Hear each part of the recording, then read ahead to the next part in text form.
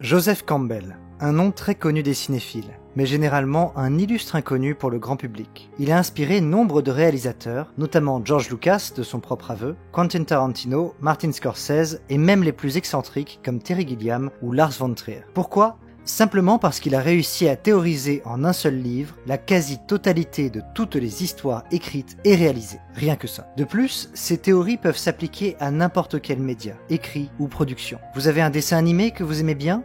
Une série ? Un film ?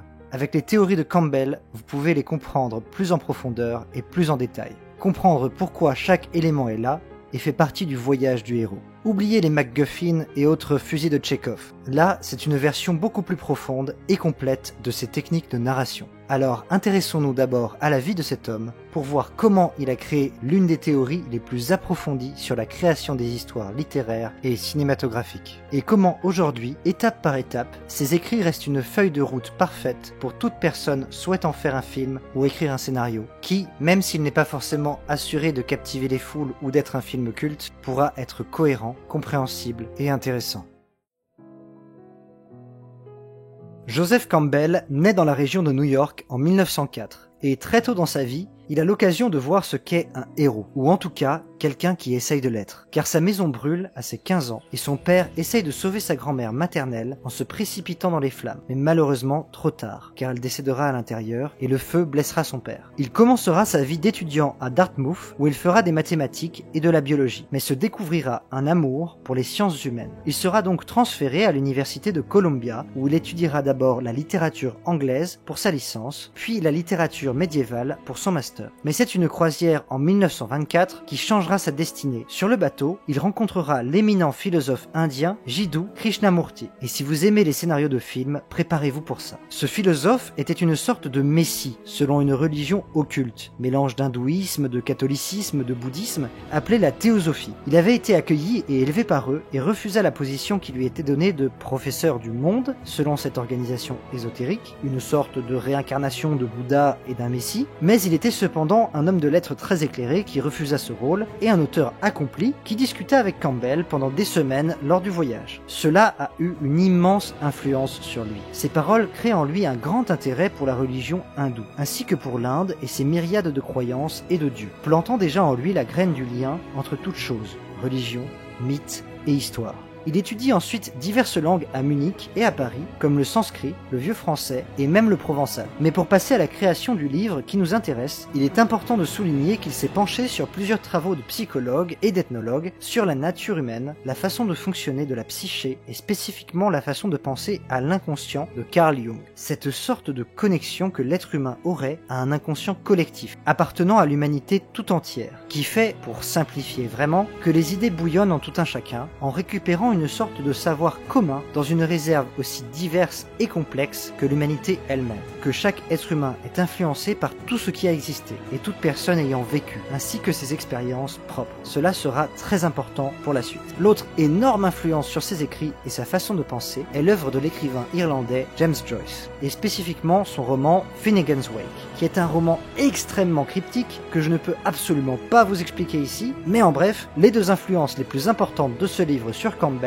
sont que le roman se complète lui-même en se terminant avec la phrase qui le commence, créant une sorte de cycle dans l'intrigue et la narration, et que ce roman a créé le terme monomythe pour la première fois, ce que Campbell réutilisera et empruntera. Alors, après ses expériences de vie, ses études, ses rencontres, voyons ce que son esprit a synthétisé et a créé pour lui permettre de théoriser le voyage du héros à travers de multiples époques, styles et cultures en un monomythe unique. Un seul récit massif à l'échelle de l'humanité qui est raconté encore et encore, mais simplement de manière différente à chaque fois. Chaque histoire faisant partie d'une seule colossale histoire humaine. Le héros aux 1001 visages, ou le héros aux 1000 visages dans sa version anglaise, peut paraître complexe au premier abord, mais il ne l'est pas en termes de structure. C'est une feuille de route simple à suivre pour comprendre chaque récit et chaque production, spécifiquement littéraire et cinématographique. Alors pour le faire, je prendrai à chaque fois une référence classique de la littérature et deux exemples cinématographiques pour que le tout soit clair et cohérent. Nous sommes donc partis pour les 12 étapes du voyage du héros qui forment un cycle. Il s'agit de la version la plus moderne du monomythe, réimaginée par le scénariste Christopher Vogler dans son guide pratique du héros aux mille et un visages. Vogler a par exemple été scénariste sur Le Roi Lion et directeur du développement dans les studios Warner, Disney et Fox. Le voyage du héros de Campbell peut être rassemblé en 3 grandes parties: le départ, l'initiation et le retour. Et une fois arrivé au bout, je suis sûr que vous pourrez entrevoir pourquoi cette façon d'aborder la narration a tellement influencé le cinéma et les récits modernes de manière générale, ainsi que les raisons pour lesquelles Campbell est une référence et un classique à connaître. Allons-y. Il y a tout d'abord le monde ordinaire. Le héros est dans son monde familier. Il s'agit d'une introduction qui fera mieux ressortir le caractère extraordinaire des aventures qui suivront. Frodon Sake dans Le Seigneur des Anneaux est un bon exemple.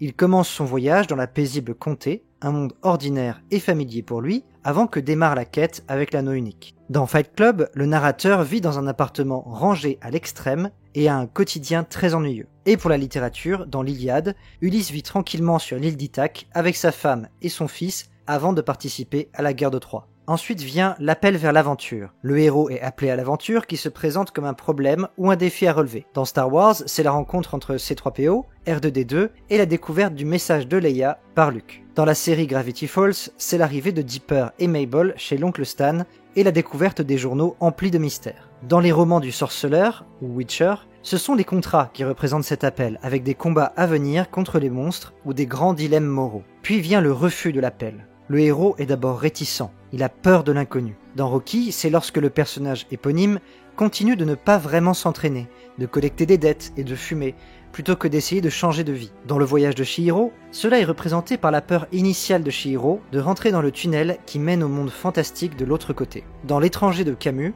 le manque d'implication émotionnelle de Meursault est une sorte de refus et d'implication dans la moindre aventure, et même dans sa propre vie jusqu'au bout. La rencontre avec le mentor. Le héros est encouragé par un mentor, un vieil homme sage ou autre. Quelquefois, le mentor donne aussi une arme magique ou équivalent, mais il n'accompagne pas le héros qui doit affronter seul les épreuves. C'est le cas de l'oncle Ben dans Spider-Man et sa fameuse phrase « Un grand pouvoir implique de grandes responsabilités », qui donne un sens moral à Peter Parker. C'est en quelque sorte son arme. Ou Monsieur Miyagi dans Karate Kid qui prend Daniel sous son aile. Dans Cyrano de Bergerac, c'est Cyrano lui-même, par son aide cruciale à Christian, dans l'écriture de lettres d'amour pour la belle Roxane. C'est alors le dernier moment de l'acte du départ, le premier seuil. Le héros passe le seuil de l'aventure. Il entre dans un monde extraordinaire.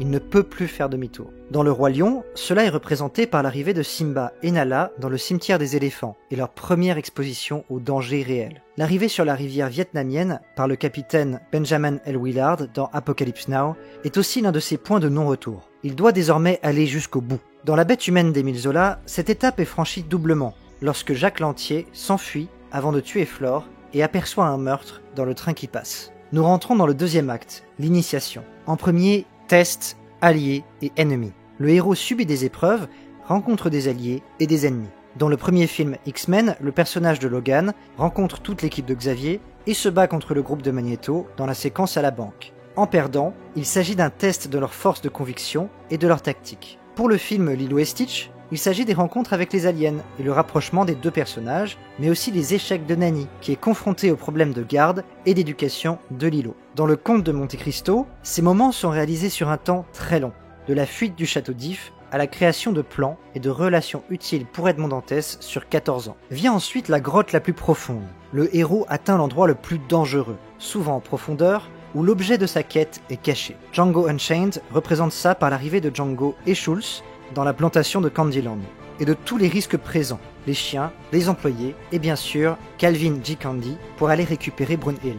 Dans Big Fish, c'est la dispute entre Will et son père sur la vérité qui représente ce moment. L'objet de sa quête entre guillemets étant de comprendre enfin la raison d'être de toutes les histoires que son père lui raconte. Dans le mythe d'Orphée, il s'agit de l'arrivée d'Orphée aux enfers et de ses défis, comme d'endormir Cerbère et négocier la libération d'Eurydice avec Hadès et Perséphone. Puis c'est le moment de l'ultime épreuve. Le héros subit l'épreuve suprême et il affronte la mort. Ce moment est très littéral dans Retour vers le futur, où l'on voit Marty qui risque de disparaître si l'amour de ses parents n'arrive pas dans le passé où il s'est rendu. Dans Ratatouille, il ne s'agit pas d'une mort réelle, mais du risque de l'échec face à la critique d'ego et la possibilité de devoir fermer le restaurant définitivement, qui représente une épreuve extrêmement difficile. Dans la pièce Huis clos de Sartre, c'est littéralement ce que font les personnages d'Inès, Garcin et Estelle, en se rendant compte de la cause de leur décès et de leur présence en enfer.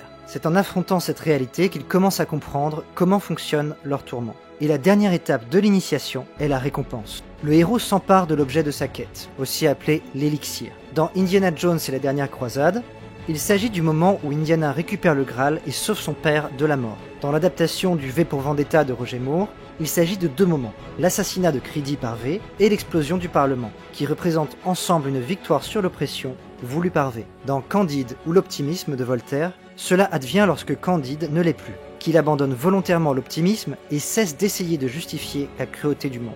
Puis vient le troisième acte, le retour, qui commence par le chemin de la maison. Le héros prend le chemin du retour, où parfois il s'agit d'échapper à la vengeance de ceux à qui l'objet de la quête a été volé. Dans Les 101 Dalmatiens, toute la séquence de poursuite de Cruella contre Pongo et Perdita représente cette étape. Et le fait d'avoir récupéré leurs chiots, et bien d'autres chiots, de se cacher, etc. avant le retour à Londres continue cette étape. Dans le film E.T., cela est symbolisé par la fuite en vélo d'Elliot et E.T. qui leur permet de revenir au lieu du rendez-vous avec le vaisseau, tout en échappant à la police et aux scientifiques. L'objet de la quête est ici E.T. lui-même. Pour ce qui est du littéraire, la course-poursuite entre Jean Valjean, fuyant avec Marius l'inspecteur Javert dans les égouts de Paris, dans Les Misérables de Victor Hugo, est un exemple similaire aux deux précédents de ce moment charnière de l'histoire pour le héros. Puis c'est la résurrection, littérale ou supposée. Le héros revient du monde extraordinaire où il s'était aventuré, transformé par son expérience. Dans Harry Potter et la Chambre des Secrets, c'est le moment du retour dans la partie plus classique de l'école, auprès de Dumbledore d'abord, puis de ses amis. Harry est plus confiant après avoir échappé à la mort contre Gédusor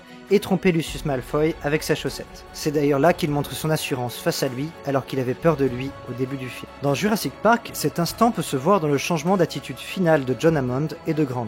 Grant renonce à donner son aval pour le parc, malgré son amour pour les dinosaures et son émerveillement initial face à eux. Et Hammond renonce à son rêve d'ouvrir le parc, ayant été témoin des risques énormes qu'il refusait d'admettre au départ. Aronnax, dans le roman 20 000 lieues sous les mers de Jules Verne, est comme ses héros.